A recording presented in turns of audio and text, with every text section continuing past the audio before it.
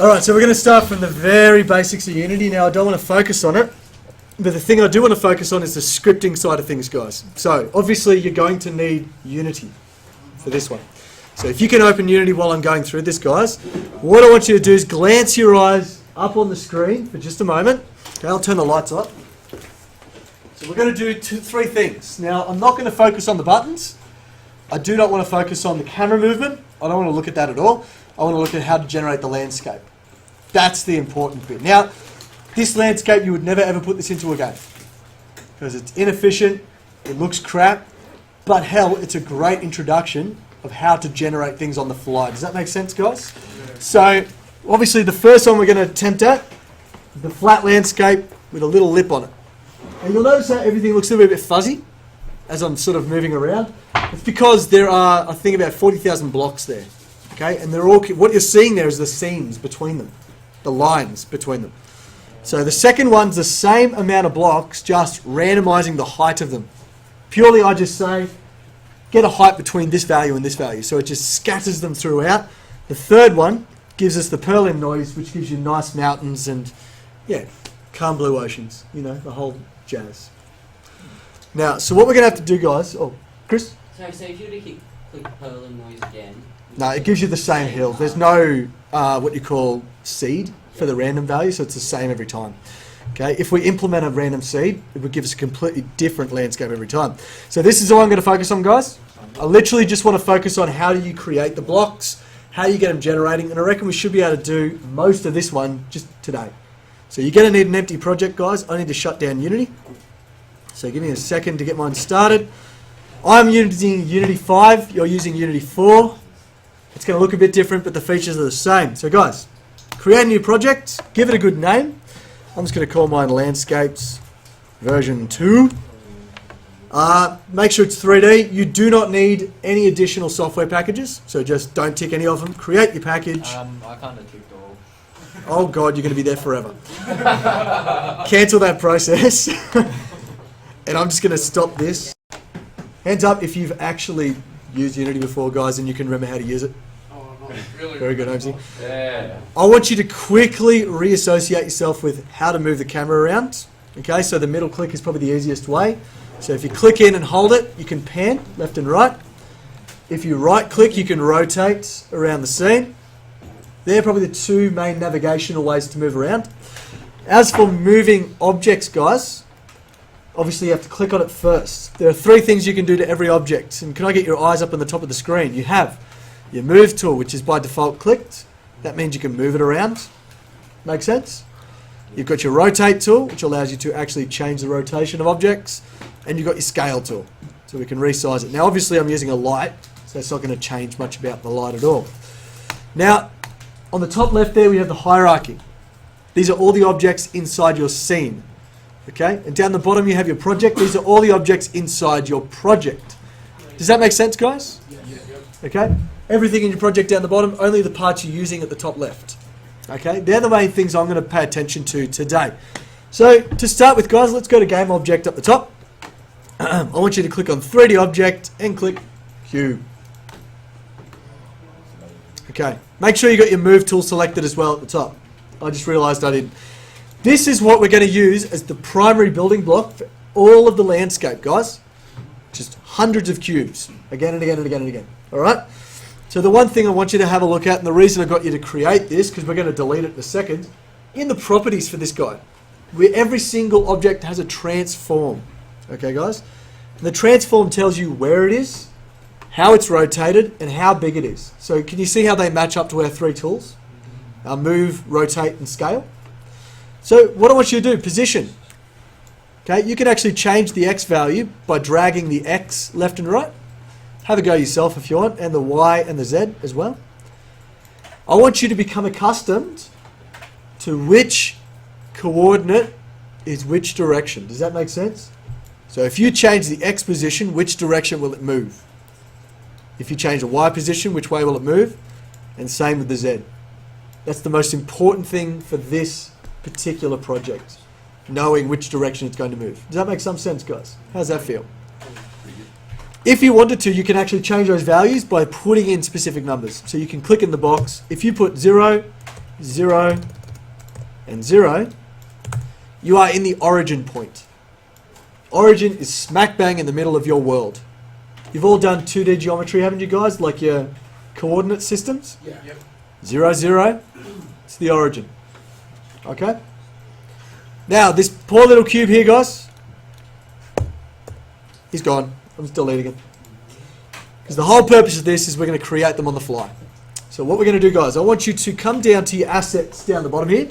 I want you to right click, go up to create and hit JavaScript. Okay?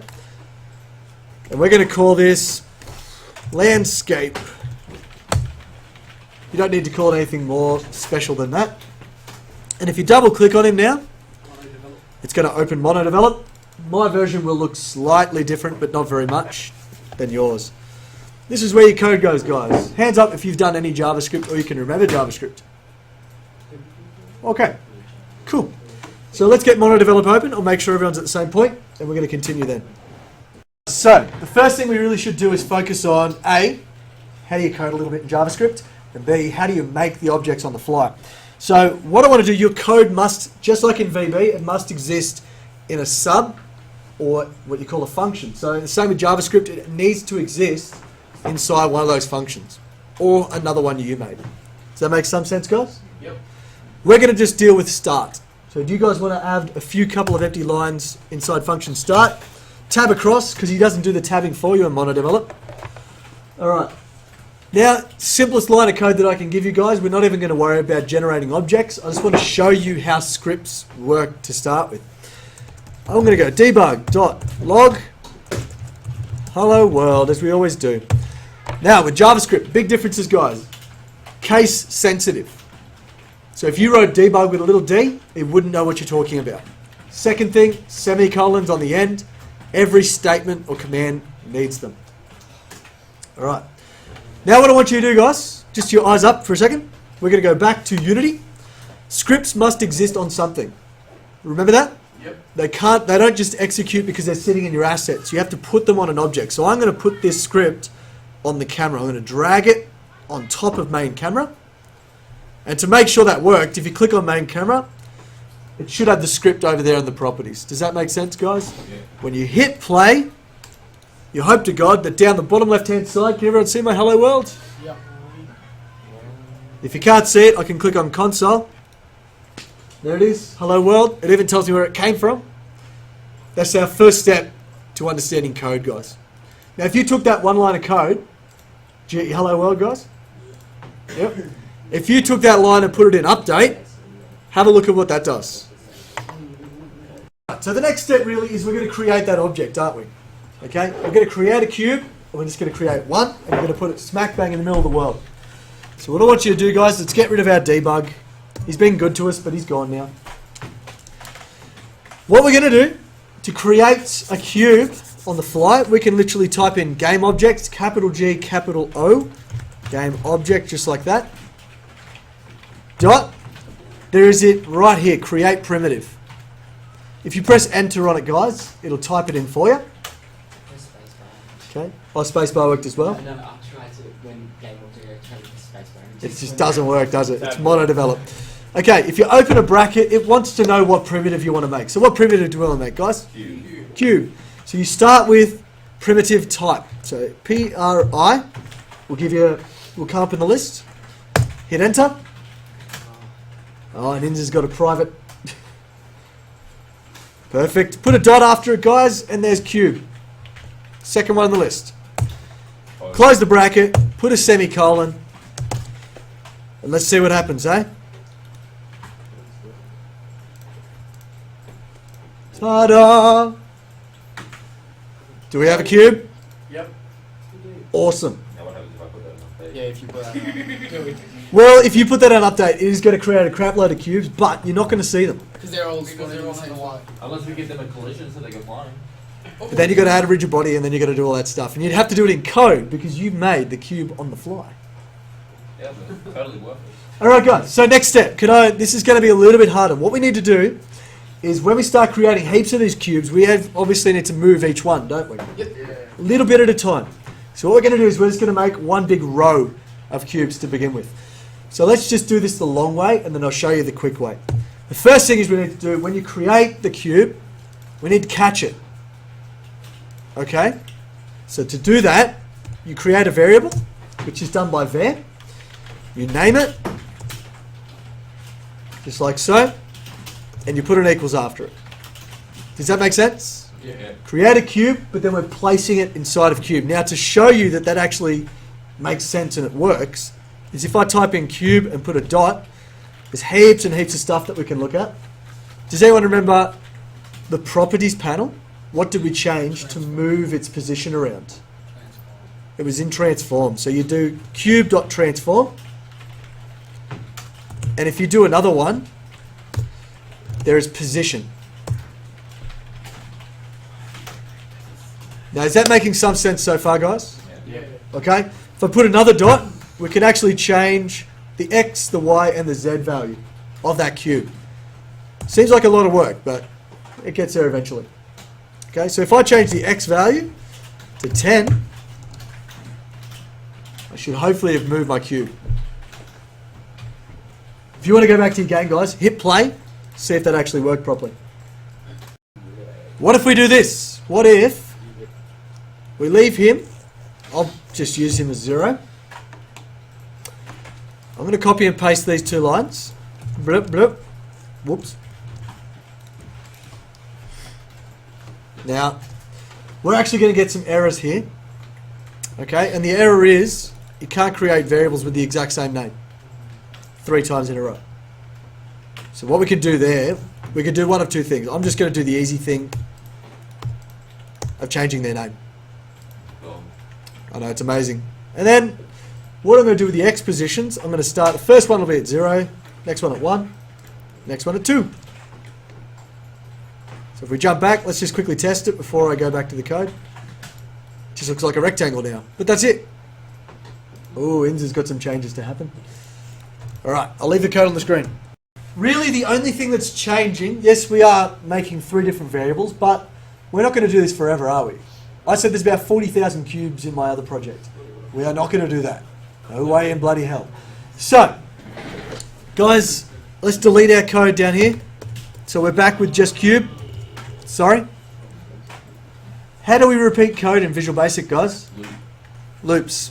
And the best loop, because the only thing that's changing, because the number's changing, isn't it? We're going to use a for loop. Now, for loops look really, really weird in JavaScript, so bear with me, guys. For, with an open bracket, and then we make our variable. So var I equals 0. Does that make sense? The variable comes first.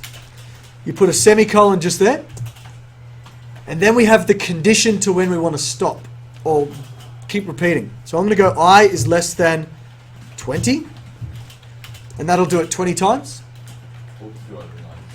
So semicolon again after the 20. Yep. And then I plus plus to indicate I want to add 1 each time. Does that make some sense, guys?